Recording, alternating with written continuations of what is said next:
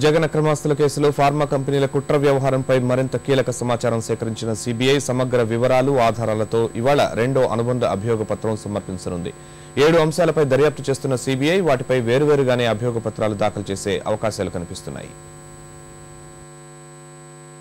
జగన్ అక్రమాస్తుల కేసులో మొదటి ఛార్జ్షీట్ కు మరో అనుబంధ అభియోగ పత్రం జత కానుంది. గతేడాది మార్చి 31న మొదటి ఛార్జ్షీట్ దాఖలు చేసిన కేంద్ర దర్యాప్తు సంస్థ Aurobindo, Hetero, Trident Life Sciences పై అభియోగాలు మోపింది. జగన్ సంస్థల్లో అరబిందో 10 కోట్లు, హెటెరో 19.5 కోట్లు పెట్టుబడి పెట్టాయని పేర్కొంది. ప్రతిఫలంగానే జడ్చర్లలో చెరో 50 ఎకరాల భూమిని వైఎస్ సర్కారు తక్కువ ధరకు కట్టబెట్టినట్లు ఛార్జ్షీట్లో వివరించింది. Jagan, Vijayasai Reddy, Aurobindo, Hetero, Trident Life sciences, Nityananda Reddy, Srinivas Reddy, Sarath Chandra Reddy, BP ఆచార్య, వైవి లక్ష్మీ ప్రసాద్, చంద్రమౌళి, జగతి పబ్లికేషన్స్, జనని ఇన్ఫ్రాలను తొలి అభియోగ పత్రంలో నిందితులుగా పేర్కొంది.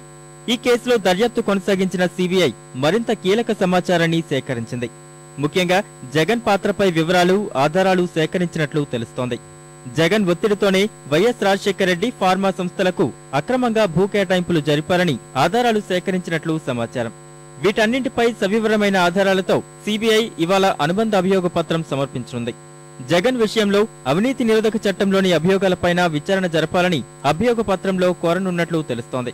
7 అంశాలపై దర్యాప్తు చేస్తున్న సిబిఐ వాటిపై వేర్వేరుగానే అభియోగ పత్రాలు సమర్పించాలని భావిస్తోంది. Penna cements, India cements, Dalmia cements కుట్రలపై దర్యాప్తు కొలిక్కి రావడంతో వీటిపై వారం 10 రోజుల్లో అభియోగ పత్రాన్ని కోర్టుకు సమర్పించేందుకు సన్నాహాలు చేస్తోంది. జగన్ సొంత సంస్థలైన భారతీ సిమెంట్స్, సండూర్ పవర్ సంస్థల కుట్రలు, డొల్ల కంపెనీల పెట్టుబడులు, ఇందు లేపాక్షి వ్యవహారంపై దర్యాప్తు మరికొంతకాలం కొనసాగనుంది.